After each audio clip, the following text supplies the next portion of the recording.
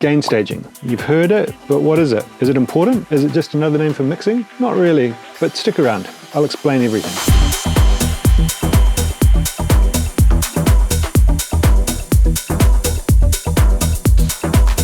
Hey guys, Dilby here. Welcome back to the channel. So today we're going to talk about gain staging. It's an important part of the mixing process, and I would say close to a buzzword that gets thrown around a lot and can probably be quite confusing to a lot of people. Today I'm going to talk about what it is, the practicalities of it, how it applies to your production and mixing, and how to make sure you're doing it properly in your DAW. If you like the track that's playing, it's a new one of mine. It's out now on Salvador. There's a link in the description to Beatport and Spotify if you want to go and support that. And as always, if you want to grab the project files from this video, there's a link in the description to Patreon, which is one of the best ways you can support the channel. And let's jump into Ableton and do some gain staging. Alright guys, so here we are inside Ableton, and I've got a wee project here that I've put together to demonstrate some gain staging and explain a little bit about how you can use it in your production and mixing processes. So let's take a quick listen to what we're working with here.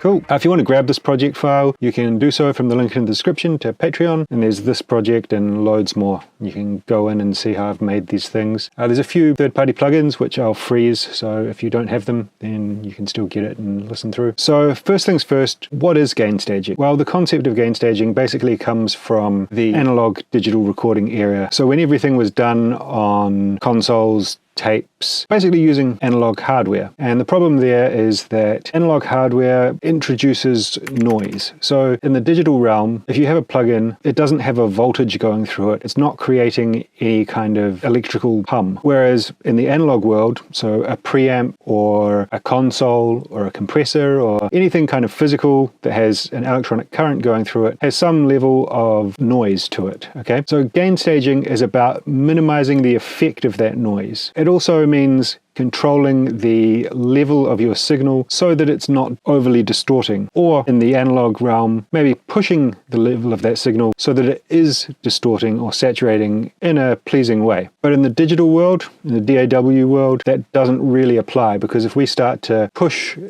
say our master volume over 0 dB, we will get saturation, but it is not a pleasing sound of saturation. It's not, for example, the sound of a SSL console channel being pushed into the red and creating a nice, pleasing harmonic saturation. That's not what we're getting. We're going to get a harsh, aggressive, angry sounding digital clipping, which we don't want. So as I said, the kind of noise floor problem, where we're introducing noise into our recording chain, when we're working purely digital, that isn't a problem. But it kind of is, because a lot of plugin manufacturers want to sell you analog emulations, right? And basically the way they do that is by introducing some of this noise. So we need to watch out for this, because if we are not working smart, gain staging correctly, like basically managing the volume of our audio signal going into and out of these devices and through the mixer of our DAW. So basically from the input through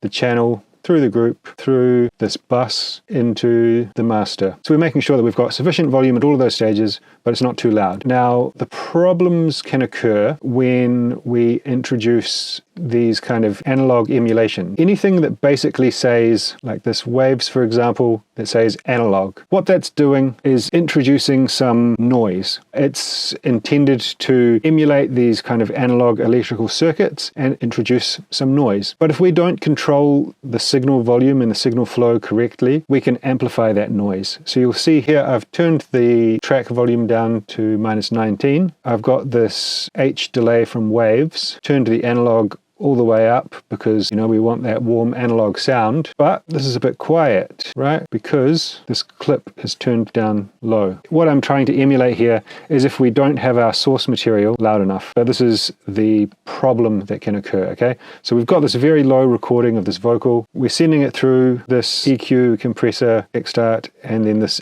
analog emulating delay. So without the utility turning up the volume, this is what we've got. There's a signal coming through, but we can barely hear it, okay? So I'm going to turn that up using this utility so that we can hear it.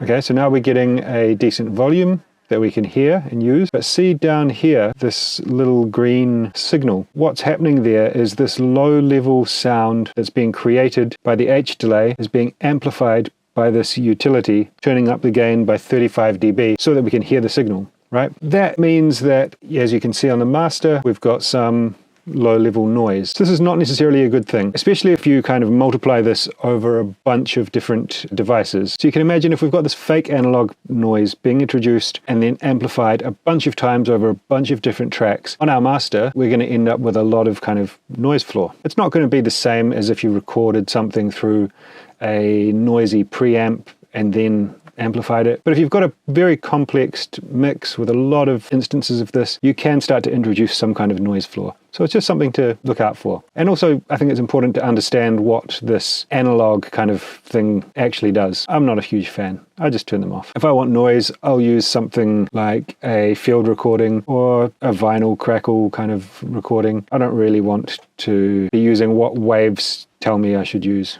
So the next point is the source volume. What I mentioned here was that because this source was too quiet, we needed to amplify it with the utility. But we have another problem that's much more common. And I'm going to demonstrate that with some top loops. I'm going to use a top loop, but it could be any loop basically. So when people make loop packs, they normalize the audio, which means that the volume is increased so that the loudest peak hits 0 dB. The reason for this is so that when you're listening through a bunch of loops, they all kind of have a consistent volume. It just makes it kind of more user-friendly, basically. I do this when I make sample packs. Underground Shades of House, for example, link up here to grab that from House of Loop. Underground Shades of House, Volume 2, coming soon. Let's listen to a top loop from Underground Shades of House, Volume 2. It's a nice top loop. But anyway, I digress. Let's have a look at it. So we can see here in the waveform, it's hitting 0 dB. Not a problem. We can just turn the volume down here, right? Yes. But what if we decide this top loop needs a bit more high end? Or even that we want to cut out some of the lows. Let's add some more high end. I mean, these Underground Shades of House top loops are EQ'd pretty well, so you wouldn't need to do this, but you know. You can see now that we are creating digital clipping. We're not clipping on the actual track or the actual channel. Let's rename this top loop. So we're not clipping here in the mixer, but we are clipping internally, right? And we could continue going up. Obviously that's extreme, but you know, just by doing some subtle EQ, we're already starting to clip internally. So what I do to avoid this is every time I drop in a loop from a sample pack, I bring it down by -5. You've probably seen me do this in loads of videos. This just gives us ample headroom for this processing to occur. And if I want it to be the same volume, I just add 5 dB to the channel. Now you see down here, when we play this, we're not going into the red after this EQ. This is gain staging. We're managing the volume of our signal. An obvious question would be, well, why don't sample pack manufacturers just turn them down by 5 dB? Well, there's a good reason for that, and while I always turn them down by 5 dB myself, I also find it really annoying when they're too quiet. There's some great packs by a company called 5-Pin Media. Now, let's have a look at them though. Go to this drum and perk, find this top loop. Okay, so that sounds quiet, right? It's coming into the DAW straight away at 0 at about a volume that like a very usable volume. But when I'm listening through and auditioning it, it sounds quiet and I need to do something to compensate. I need to either turn it up here or turn down something. It makes it less usable for the producer. So when I'm making a sample pack, I normalize it. 99% of sample packs will be normalized. This is why. It makes it more usable. But as a producer, we want to control this volume in our signal chain, so I turn it down. Next thing that I want to show you is plugins. So it's super common for a synth plugin, like Diva in this case, to have a preset where the output is turned up. Sometimes they're even clipping internally in the plugin. So we can see here, just the output of that diva is going into the red. We add a bit of chorus on.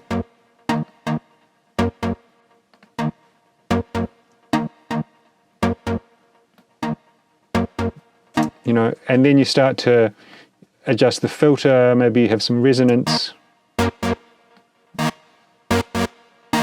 And then we're getting some really serious clipping internally, right? So you want to always manage the output of the plugin and make sure that it's coming out at a reasonable volume, that you've got headroom, room to work with when you're processing.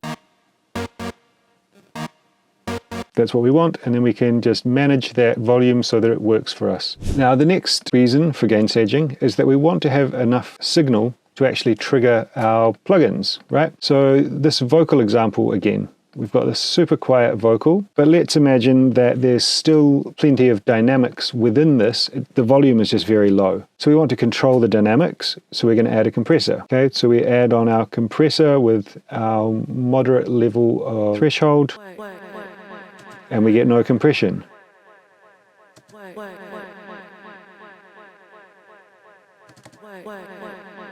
So even with it at the max, we're only able to get a tiny amount of compression, right? Because the signal is not loud enough. If I bring this back, turn off this.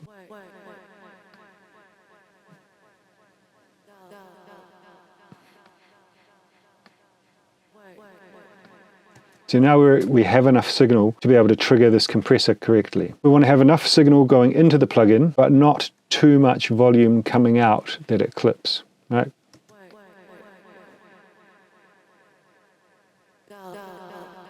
So going back to our riff example, let's have a look at this decapitator again. So the next thing we want to make sure is that we're controlling the output of our plugins, okay? Because we can create the same problem internally in a plugin where we may have a managed volume coming into the plugin, but we can have a signal that's too loud coming out. This is good because it's got this auto gain. Plenty of plugins have them. I am a big fan of that, but some don't. So let's say we've got this decapitator with the auto gain turned off. We've got our signal here coming in. We want some saturation, so we turn up the drive.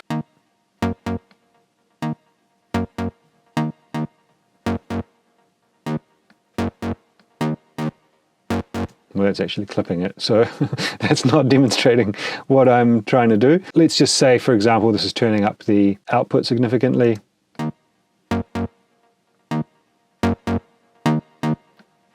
Right, I've managed the signal chain too well, so let's get a bit more output. Okay, now this decapitator is adding volume to the signal, and the result is creating digital clipping internally in this channel. So we want to make sure we avoid that. Now, an obvious one we want to make sure we avoid is clipping on a track like this. I have some things in place which will stop me doing that because I'm adding a lot of volume on my master, but I'll explain that in a minute.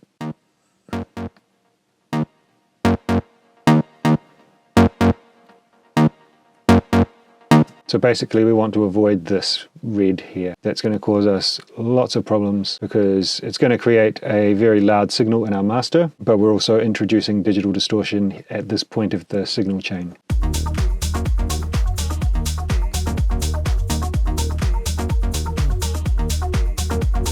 So let's say we're doing everything right, we've managed our signals all the way through, and we are getting to the master. What we really want to avoid, and I have this kind of baked into my template, what we really want to avoid is the sum, or like each of these channels added together clipping, right? So we could have, let's say for example, this kick, turn this up by 6 dB. We're still not getting into the red, but we're getting closer. Let's turn the bass up by 6 dB. Also not in the red. Our melodies, we'll turn it up by 6 dB. Not in the red. Our drums, 6 dB. Also not in the red. Good. Everything's going well so far. Volume, 6 dB. Okay, so we could theoretically be going this loud, right? Plenty of room. But let's have a look at our master now.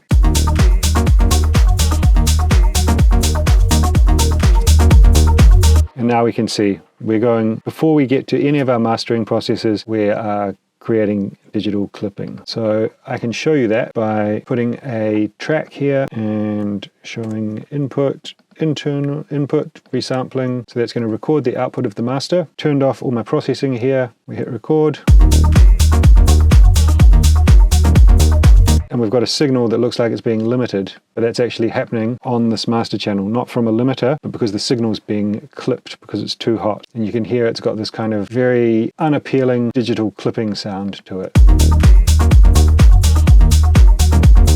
Kind of crunchy and distorted, but not in a pleasant sounding way. So this is a extreme example. Also, if we're not gain staging on our master, we can come and run into problems. So I want to work loud, essentially. I want to be working to 0 dB on my output.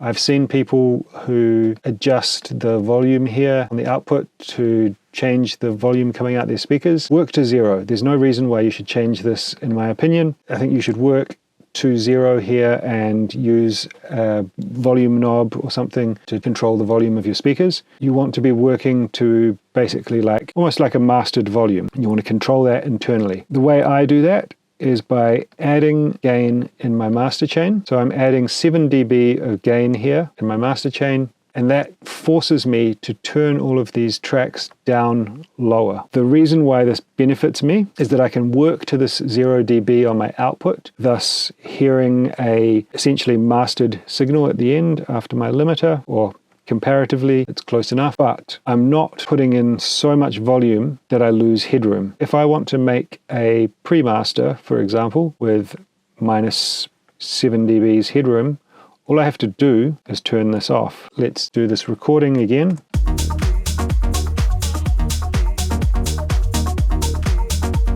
If I want to have a DJ master,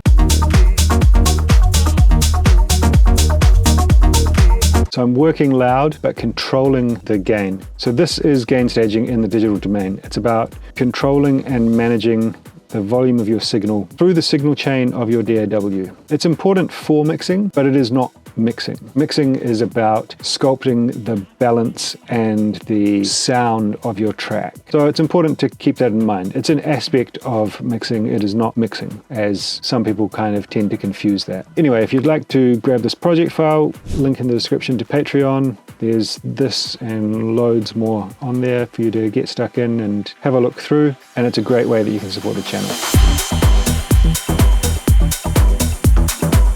Alright guys, there you go. Pretty simple, huh? But the observant of you might have noticed there was one thing I didn't mention. VU meters. Isn't that gain staging? I don't know. Honestly, I don't get all this kind of VU meter thing. If you understand it and can give me a simple explanation, drop it in the comments. But to be honest, I've made it this far and I don't understand it, so maybe you don't need to either. If you enjoyed this video and you're looking for something to watch next, then check out this one. YouTube thinks you're going to like it. Well, that's it from me today. I'll catch you next time. Peace.